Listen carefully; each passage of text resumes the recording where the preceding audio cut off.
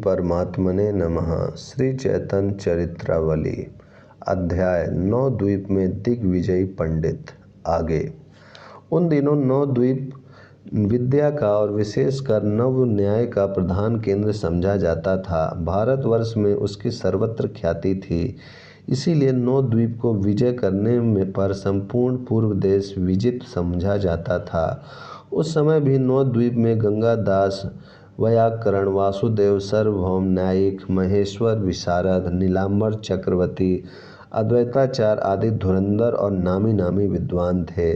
नए पंडितों में रघुनाथ दास, भवानंद, कमलाकांत, मुरारी गुप्त, निमाई पंडित आदि की भी यथेष्ट ख्याति हो चुकी थी। नगर में चारों ओर दिग्विजय की ही चर्चा थी।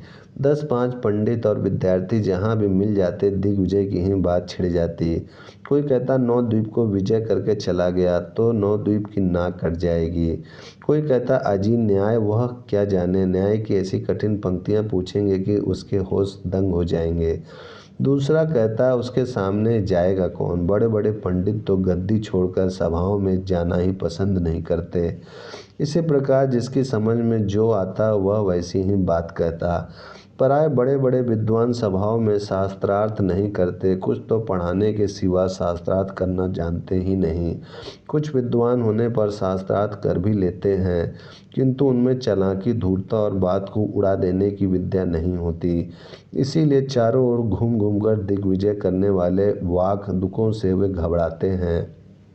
कुछ अपनी इज्जत प्रतिष्ठा के डर से शास्त्रार्थ नहीं करते कि यदि हार गए तो लोगों में बड़ी बदनामी होगी। इसलिए बड़े बड़े गंभीर विद्वान ऐसे कामों में उदासीन ही रहते हैं। विद्यार्थियों ने जाकर निमाई पंडित से भी यह बात कही। कश्मीर से एक दिग्विजय पंडित आए हैं। उनके साथ बहुत से हाथी घोड़े तथा विद्वान पंडित भी हैं। उनका कहना है नदिया के विद्वान या तो हमसे शास्त्रार्थ करें, नहीं तो विजय पत्र लिख कर दे दें। वैसे शास्त्रार्थ करने के लिए तो बहुत से पंडित तैयार हैं, किंतु सुनते हैं उन्हें सरस्वती सिद्ध है। शास्त्रार्थ के समय सरस्वती उनके कंठ में बैठकर शास्त्रार्थ करती हैं। इसी से वे संपूर्ण भारत को विजय कर आए हैं।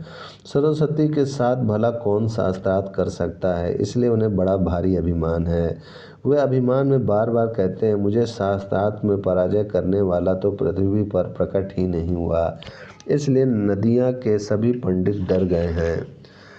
विद्यार्थियों की बातें सुनकर पंडित प्रवर निमाई ने कहा चाहे किसी का भी वरदान प्राप्त क्यों ना हो, अभिमानी का अभिमान तो अवश्य ही चूर्ण होता है।